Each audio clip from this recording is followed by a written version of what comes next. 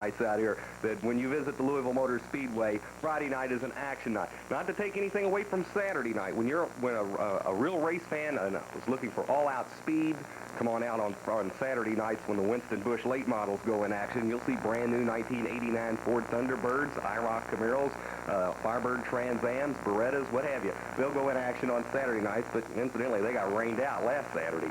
They did indeed. Now just to keep everybody's tires nice and fresh for what's coming up this weekend. We're going to spend some time here this evening talking about this weekend. Now, Friday, once again, we'll have some great action coming up with those three divisions you just mentioned. On Saturday, we will have our late models, our mini stocks, and our bombers racing. All the local guys will be racing, but in addition, the greatest racers of all time will be on hand, and we're going to develop that story as the night goes on. What a night it's going to be, the first annual Kroger Race of Champions. It sure is, Scott, when you look at all the great names and get the autograph sessions. And heck, some of my favorites are even here for that one. It's really going to be quite a show. All right, it's going to be the Grand Marshal, Richard Petty, and he's going to be meeting all the race fans, and the race field will consist, as I think the folks are getting a pretty good indication of now, but we'll do it again, of A.J. Foyt, Michael Waltrip, Brett Bodine, Kyle Petty, Rick Wilson, Rodney Combs, Ernie Irvin, and Charlie Glotzbach. And later on, I'm going to get a prediction. Now, you hit Tommy Houston in the Granger Select 200, so we're going to have a prediction a little bit later. That's right. I hit Tommy Houston right on the nose, and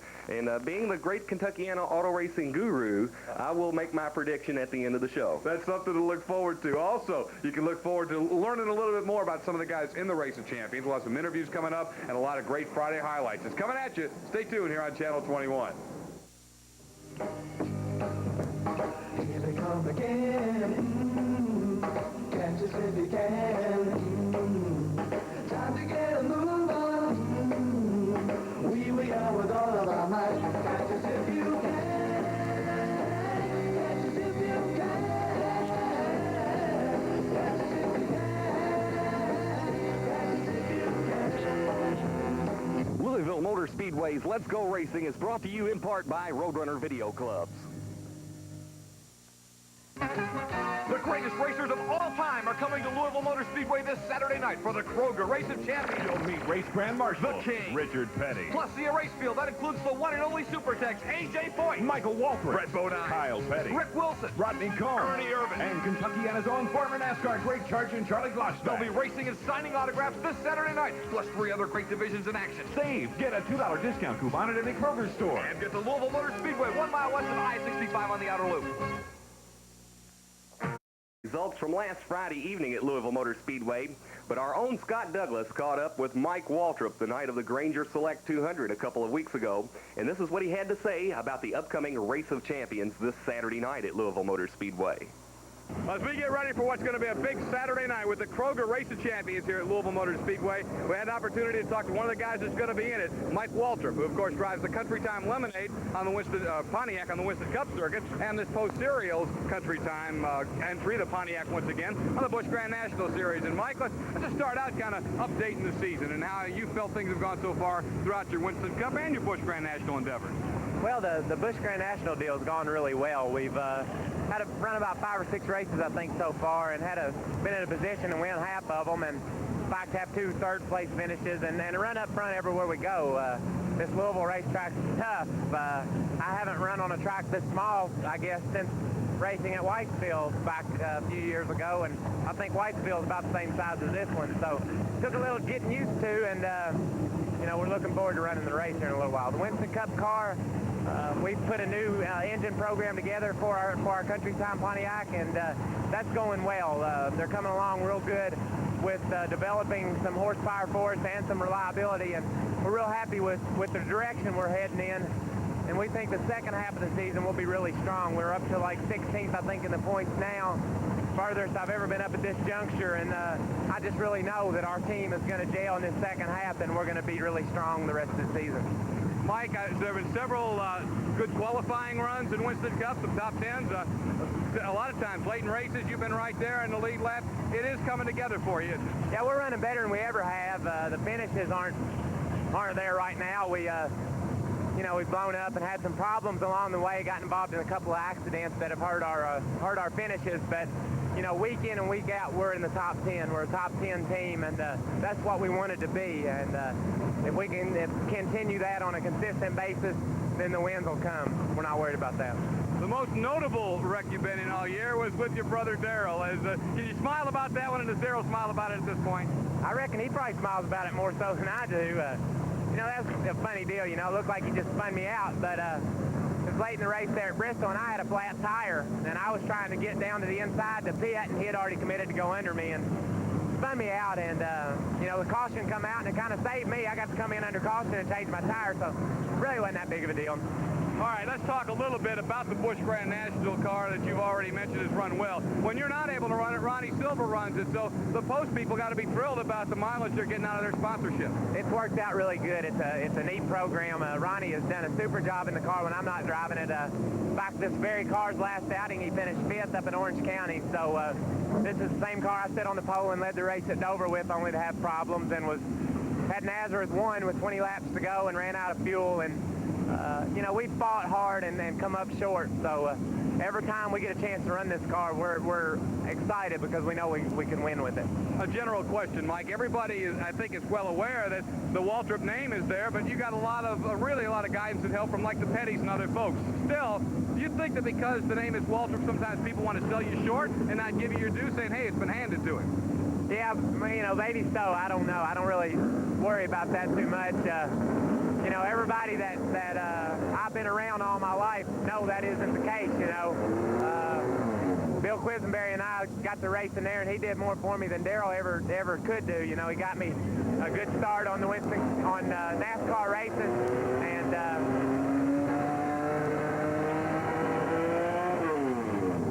you know, if it hadn't been for him, we couldn't have got to where we're at now. And I've had a lot of people help me, but and Darrell's last name has been a great deal of assistance. I know that, but you know, I've worked hard for what I've got now.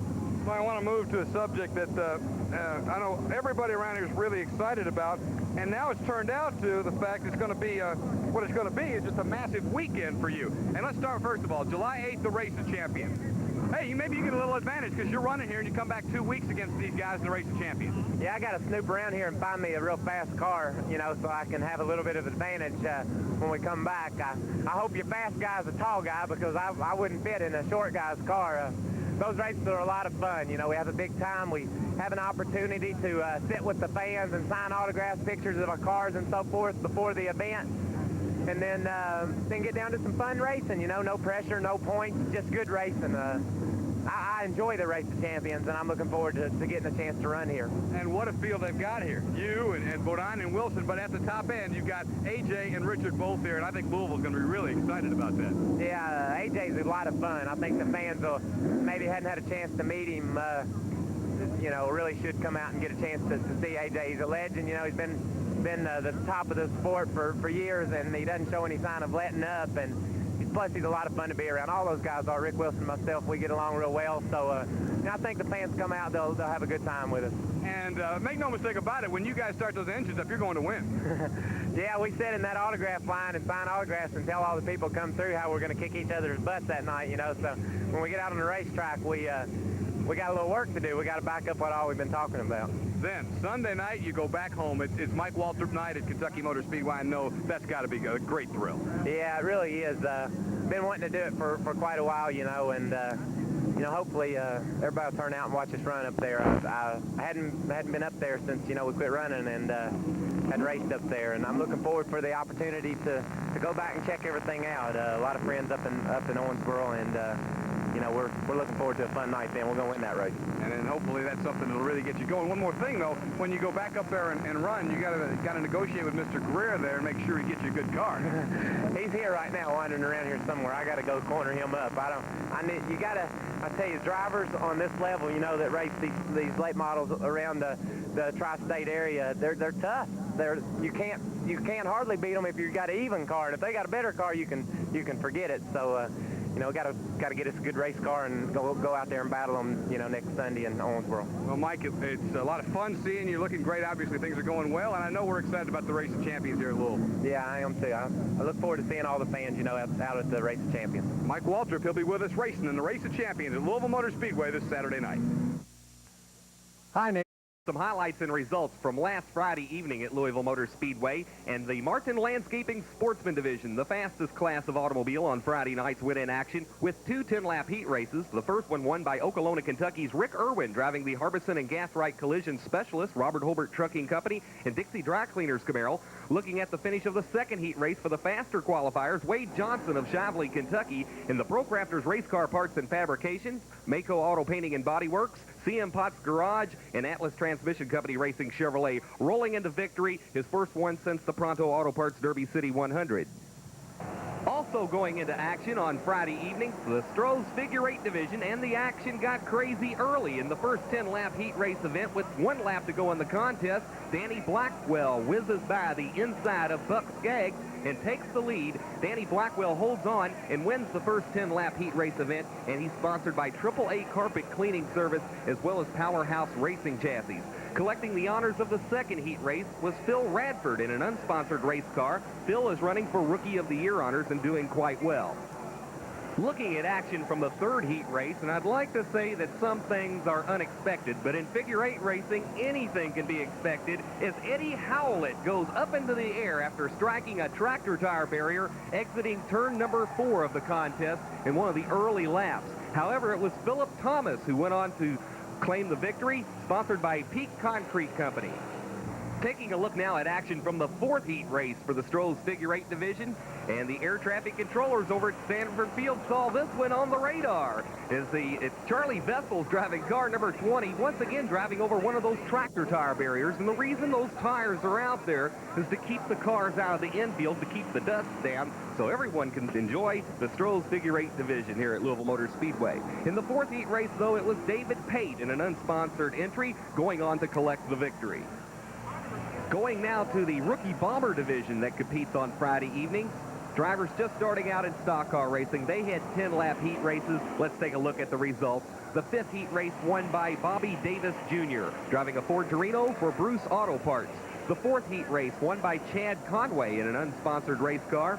The third heat race won by Greg Profiter, sponsored by Gap Construction Company. Robbie Bachman collecting the honors of the second heat race for Eastview Auto Parts. And picking up the last lap action now of the first heat race for the Rookie Bombers, and down the back straightaway, there's Dean Donahoe getting crossed up in the middle of the back straightaway, trying to avoid a wrecked automobile. Last lap, too. He's got Rick Mears battling with him for the lead. As they come out of turn number 4, they're still pretty much side by side, but Mears loses traction. Give the win to Dean Donahoe in the Donahoe Racing Chevrolet, with a special thanks to Jack, who joins us up here in the grandstands. And congratulations, Dean Donahoe. So that's a look at some of the 10-lap heat races from last Friday evening. Let's go now to the 30-lap feature event for the Martin Landscaping Sportsman Division. It's Gary Ott of Pleasure Ridge Park, Kentucky, the early leader going into turns 1 and 2. Car number 27, Bob Ferris, in a Pontiac Trans Am up along the outside, but it's Ott with the advantage as they go down the back straightaway. Just behind them, the car number 09 of Wade Johnson, and Charlie Pierce in car number 8 running at 4th place as they complete lap number 1. Along about the 5th lap of the contest, Shively, Kentucky's Wade Johnson, driving the Pro Crafters Race Car Parts and Fabrication Camaro, makes his way around Gary Ott and takes the lead going into turn number 1. However, a few laps later, the rear end housing broke in the Wade Johnson automobile, laying down a lot of grease and oil on the track, causing the caution flag to come out, and the race had to be restarted. When the green flag came back out, David Hines started on row number 1 on the inside. Sammy Price driving the 02 Monte Carlo, making a pass on the back straightaway. And Price, out of Pleasure Ridge Park, Kentucky, becomes the new leader as the field exits turn number 4. In the closing stages of the contest, with Sammy Price out front, David Hine at second, Jim Bartley and Rick Irwin battling for 3rd and 4th down the front straightaway, but suddenly they make contact going into turns 1 and 2, and Danny Miller skids up the 12-degree banking as well, bringing out the caution flag and yet another restart. After the restart, Sam Price once again regained the lead, driving for Bachman Chevrolet, Parrish Auto Salvage, Jesse Ford Truck Service Company, and collected his 3rd feature win of the 1989 racing season. David Hine followed him across the line at 2nd. Charlie Pierce winds up at 3rd place. Now Sam Price equals Jim Bartley in the number of feature events won, And we'll find out this coming Friday evening which driver may win the Right Way Grinding Saw and Tool bonus, going to the first driver to collect 4 feature wins in 1989 in the Sportsman division. Going into action now is the 25-lap feature event for the Stroh's Figure 8 division. Early laps of the contest out of turn number 4, and it's John Basham who strikes the tractor tire barrier, and then the car bursts into a flame there just for a few seconds. As a matter of fact, one part still laying on the ground on fire. John Basham won last year's Bunton Company Mid-South 100, but he wasn't a feature event winner last Friday evening as the cars whizzed through the intersection. 1 week from tomorrow night, the Bunton Mid-South Lawn Equipment Company 100-lap feature event, and you'll see action just like that at the intersection. It'll be 200 times through the intersection, a 100-lap contest. Once again, Kentuckiana race fans, 1 week from tomorrow night. But if you can't wait, come on out tomorrow night and watch the 25-lap feature event for the Stroh's Figure 8 division. More action that's very typical of Figure 8 division racing. Troy Morrison of Okolona, Kentucky, car number 53, loses the whole front fender and the hood off of his automobile. Dan Moody of Portland, Kentucky was also sidelined from the event after he climbed out of the car. The engine compartment burst into flame. Dan, seeing no officials around at the time, picked up a fire extinguisher and attempted to put the fire out himself, but the thing just doesn't work. Dan, I think you need to pull the pin and squeeze the handle. He gets some assistance from Rick Ford, who puts the halon extinguisher to it and puts the fire out. Dan just throws the fire extinguisher on the engine. And it was Okolona, Kentucky's Danny Blackwell who overcame all the elements involved in Stroh's Figure 8 division racing and collected yet another feature win at Louisville Motor Speedway and is now closing in on Buck Skaggs for the point division title. Crossing the line at second, it was Chuck Barnes, defending Stroh's Figure 8 division champion, and Bill Raleigh Jr., the great second-generation driver from Jeffersonville, Indiana, crossing the line at third. Going to action from the B feature for the drivers not quite in the top 25 in point standings, and Artie Ware crashes into the outside retaining wall up in turn number 3, climbs out of his car, which is a no-no, and was helped down from the wall, but actually he almost climbed the fence to seek safety on the racetrack, but he should remain inside the car. That's track official Rick Ford helping him down there. Artie Ware was okay in that last incident. He just had the wind knocked out of him. There's Vincent Arnold leading the race on the last lap of the contest. Car number 14, David Pate, runs at second. But then Pate, who tried to make a pass along the inside, crashed into the infamous tractor tire barrier and winds up at second place. Vincent Arnold in the A1 Engineering Racing Chevrolet goes on to collect the victory, with Philip Thomas crossing the line at third.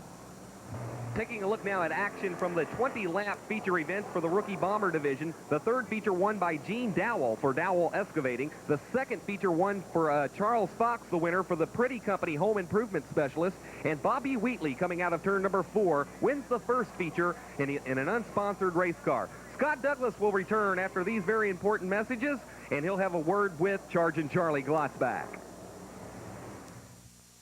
Excited about the Race of Champions coming up, and we've got an opportunity to talk with one of the guys in the field, Charlie Glotzbach. And, you know, Charlie, everybody talks about greatest racers of all time, but, of course, you came out of here, won Winston Cup races, and have had such a great career. A.J. Foyt coming in, the greatest USAC racer of all time. Richard Petty, the winningest NASCAR racer. It's going to be neat for these fans to be able to see all you guys in action, isn't it? Yes, it is, you know, and like you say, Richard and A.J., Richard, both of them are the greatest, I guess they are, as far as racing goes, and for them to be here, that's something different too, I'd say, because, you know, they don't really run this type of track anymore, but hopefully, you know, we can all get good cars and put on a heck of a race. That's kind of it, because everybody's going to be getting in different cars, and you know that obviously the talent is second to none, so a lot of it's going to have to do with getting a good setup. Now, everybody's gotten some practice time, but you were here back to run the UMP, so maybe you'll be able to get a good line. I know you're not going to be out there messing around. You want to win, don't you? Well, that's the only way, you know, I like to race. If I feel like I go and I can't win, I don't want to go. I don't care what kind of a race it is. Let's talk about some of the young guys coming in. I know you keep a good eye on them. I mean, we've got guys in here like Rick Wilson and Mike Waltrip, and I think Brett Bodine's another one who's shown a lot. Ernie Irvin, a lot of people think coming out of the West, is a real up-and-coming driver. We've got some real nice young talent coming in. Yeah, I think Rick Wilson, you know, he's come a long ways in the last couple of years, and Mike Waltrip's come a long ways. And, of course, some of the other ones hadn't run as much as they have, and in time they'll come, because, you know, it's the young drivers are taking over is what it amounts to, anywhere you go.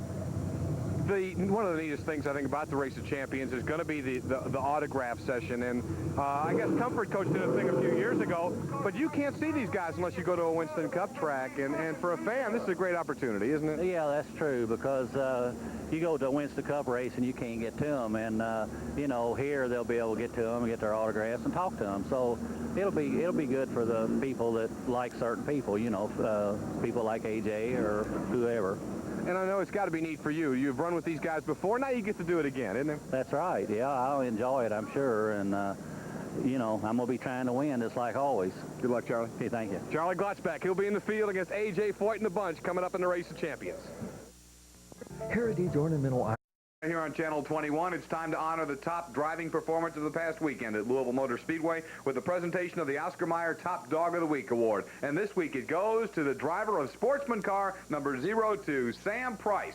Sam Price not only got his third feature win, but it was his second in a row, and even more impressive when you consider that earlier in the week he had surgery on his knee, and he had to get to the track on crutches. But once he got in the race car, he was strong as ever. And Sam Price, with another feature win, his third of the year, is this week's Oscar Mayer Top Dog of the Week.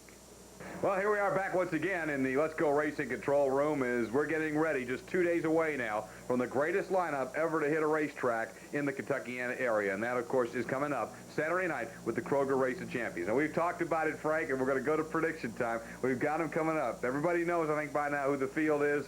You picked Tommy Houston correctly in the Granger Select 200 a couple weeks ago, so you're the prediction man right now. Who do you think is going to take that feature? Well, I'm going to have to go with the numbers, Scott, and I'll have to go with somebody that's driven on short tracks of this size very often and very lately. I'm going to go with the Edwardsville Express, Charging Charlie Glotzbach. And I believe he'll win by about 10 lengths. Whoa, he says Glotzbach's going to put him away. You know, Charlie's looking forward to this opportunity indeed. I'll tell you, I like Michael Waltrip, and I like it for the same reason, numbers. He ran 200 sensational laps here a couple of weeks ago and finished second in the Granger Select 200. Yeah, but when Mike Waltrip starts winning pole positions and wins the World 600 like Charging Charlie did, I might have to jump with you on that prediction. And we're also looking at some of the top up-and-coming drivers. I'm going to tell you, a guy like Brett Bodine is going to have a big Ford following here. He's going to try and get to the front. That's exactly right. The Motorcraft Parts and Service Division will be here viewing the race that night as well. So Brett Bodine's going to have a cheering section here at Louisville Motor Speedway. And I'll bet if we took a poll out there right now, AJ Foyt, who's going to come out on top of that poll. Super Tex has driven everything. Open-wheeled cars, full-bodied stock cars, 24 hours of Le Mans, the Indianapolis 500.